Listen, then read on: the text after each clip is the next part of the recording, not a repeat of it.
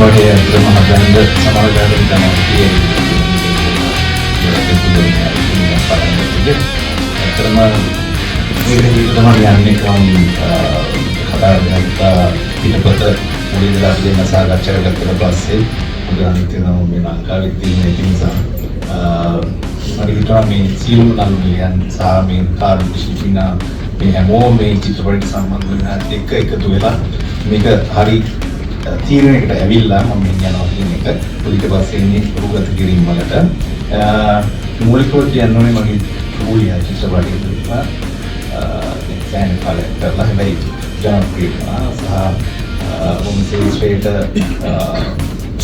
මම අඳුරගත්තා ගොඩක් රසිකයන් ඊට පස්සේ අවුරුදු මම හිතන්නේ අවුරුදු 10ක් විතර ගියනේ අනෙක් ෆිල්ම් එක ලියලා පටන් ගන්න ඒකට හේතුවක් තමයි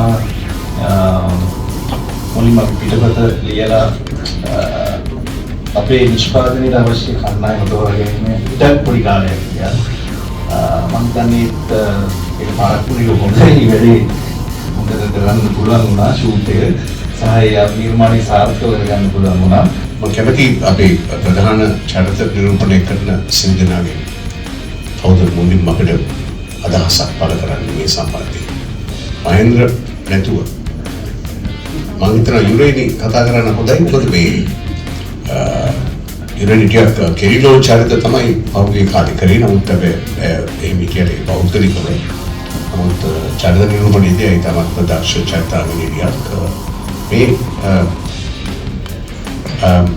මේ පිළිබඳව අදහසක් මම හිතනවා ඇයට ඇති ඒ සඳහන් කරනවා හොඳයි යුරේනි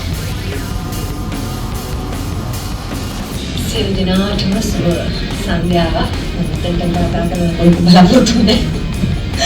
ඉතින් බොහොම ස්තුතියි ඔයාලගේ කාලයට අද මෙතන අපිත් එක්ක මේ අලුත් වැඩ ආරම්භය සුබව සුබවාදීව හැමෝගෙම ආශිර්වාද නැති අපිට පටන් ගන්න ඔයගොල්ලෝ හැමෝම අද ඇවිල්ලා මේකල සපෝට් එකට ගොඩාක් ස්තුතියි. මුලින්ම මේ මට රෝෂන කරකට වැඩක් තියෙනවා කියලා විශේෂණ සමාජ පණිවිඩයක් වෙනවා විශේෂයක් තමයි කාලෙදී කියනවා. අපි නිර්මාණකරුවන් විතර කලාකරුවන්ට අපිට ලොකු වගකීමක් තියෙනවා මිනිස්සුන් සතුටු කරන ගම සමාජයට පණිවිඩයක් දෙන නිර්මාණ කරන්න. ඉතින් අද ගොඩාක් කාලෝචිත මාතෘකාවක් තමයි මේ බුදු සම්ප්‍රදාය බුදු විනාශකාරී ක්‍රියා විශේෂයෙන් නැක්සීට ගොඩක් මම දෙකමරි වෙනම ඒ දේවල් වලට අද සංවිධානයක් ක්‍රියාත්මක වෙනවා මොහොත තියෙන ආරක්ෂා කරන්නේ ඉතින් ඒ කාලීන මාතෘකාවක් එක්ක අපිට අපේ මේ පුංචි රටේ ලොකු පණිවිඩයක් දෙන්න මේ මාතෘකාව තෝරගත්ත විශේෂ සිද්ධාන්ත වෙනවා ප්‍රශ්නට සංගාවක් වේවා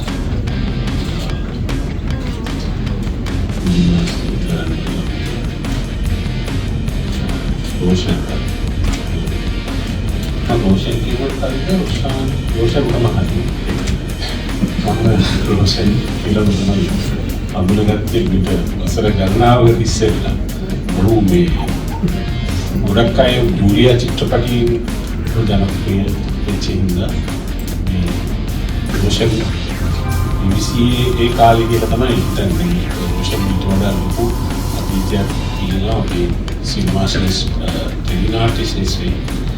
හොඳ අත්දැකීම් බහුල ශිල්පියෙක්. ඉතින් මේ අපි කවුරුලා මේ චිත්‍රපටි කරුමු අපි ඉතිහාසයේ බොහොම අමාරු වැඩ ලංකාවේ ගොඩක් ඉතාම දුෂ්කර වැඩවල අපි ඉඳලා තියෙනවා මේ කේද මහින්දයි මේ වඩවත්ලේ වසන්තය වගේ තමයි හිටියා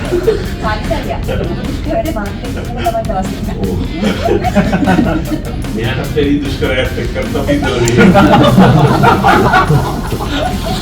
සිනමාවේ දුෂ්කරතා අපි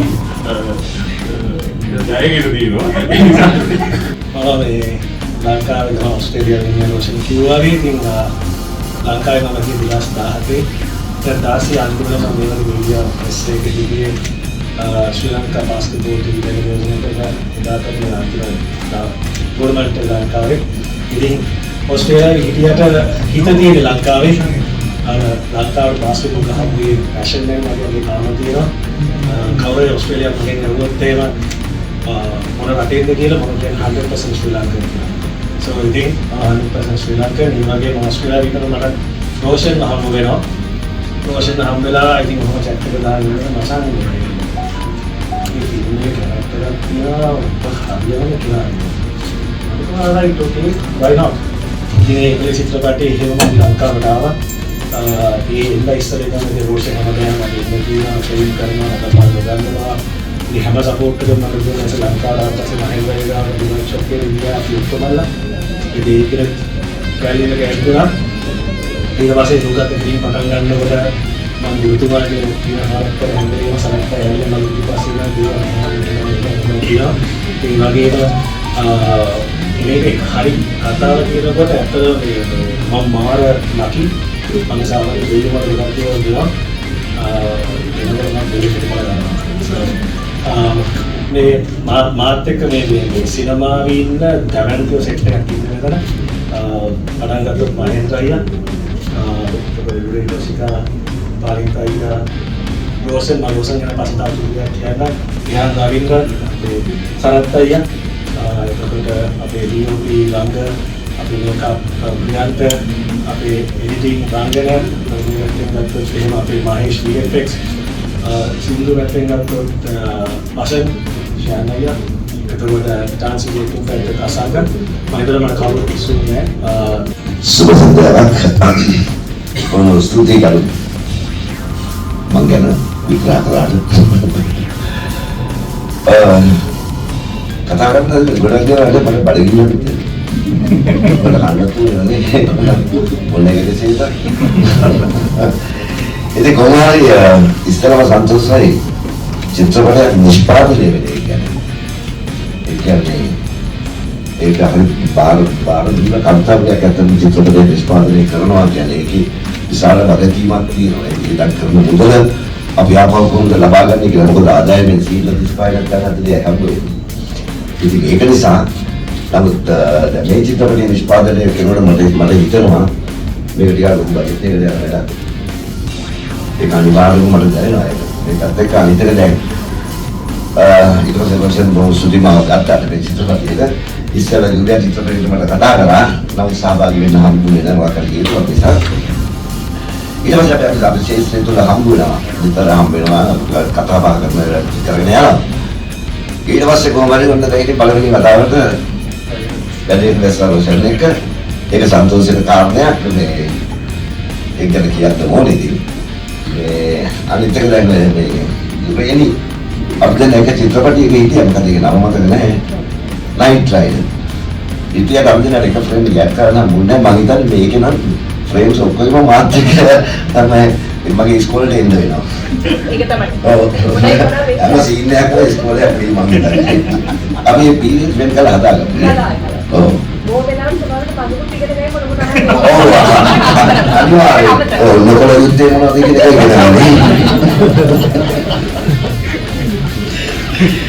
ඉතින් ඒකම දැන් සන්තෝෂයක් තියෙනවා. උඟ කාලයකට පස්සේ පාරිත සිල්වත් එක්ක කරගපාන්න අවස්ථාවක් ආවා. සෑහෙන කාලයක් අපි ඇත්තටම හිටියා වරුන් දරනවා. ඒකත් සන්තෝෂක කාරණයක් ආපහු වැඩ කරන්න හම්බෙච්ච එක. රංග කැමරා ශිල්පියා සෑහෙන කාලෙකින් අපිට වැඩ කරන්න යන්නේ මේ උඟ කාලෙකින්. ප්‍රියන්ත නම් අවුරුදු දෙකක් තිස්සේ හැම චිත්‍රපටයකම හම්බ වෙනවා. උන්ට කියන චිත්‍රපටිය මෙයා ඉන්නවා. මේක අපරට ඇවිල්ලා මෙයා තමයි. මගේ පොඩි අතගාලා මේ කුල තුනයි නේද කියලා පොඩි කපනවා.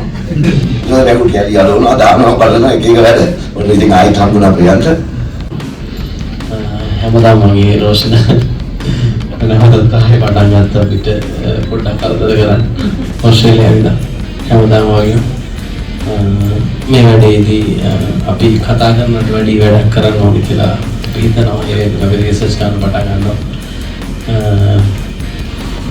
මෙහෙම කතා කරන්න හිතුවේ නෑ පොඩ්ඩක්වත්. thank you එකලම කතා කරන්න ආරාධනා කරාට. බොහොම ස්තුතියි ගමය. ඇත්තටම මේක පළවෙනි සන්තෝෂය තමයි කැලුම් අයියත් එක්ක චිත්‍රපටයක පළමු වතාවට ගීත රචනා කරන්න ලැබීම. මට ලොකු ගෞරවයක් ඒ ප්‍රවීණෙක්. එතකොට රෝෂන් එක්ක රෝෂන් තමයි මාව ගත්තේ චෙලිනාට්‍ය රචනා කරන්න. වහින මුද්‍රාසක් කියන ක්‍රමයකින්. ඉතින් මම හිතන්නේ මම එයාගේ එක්ක නාට්‍ය බරගානක ගීත රචනා කරා. එතකොට තවත් සන්තෝෂක කාරණයක් ඇන්ඩ්‍රයියා රඟපාපු ප්‍රවේගී චිත්‍රපටය මම ලිව්වා. කොස්තාබල් මුනිසෝනිගේ තමයි ලිව්වා. ඉතින් අදත් හරි සතුටුයි වරක් චිත්‍රපටයට මාව ගත්තට.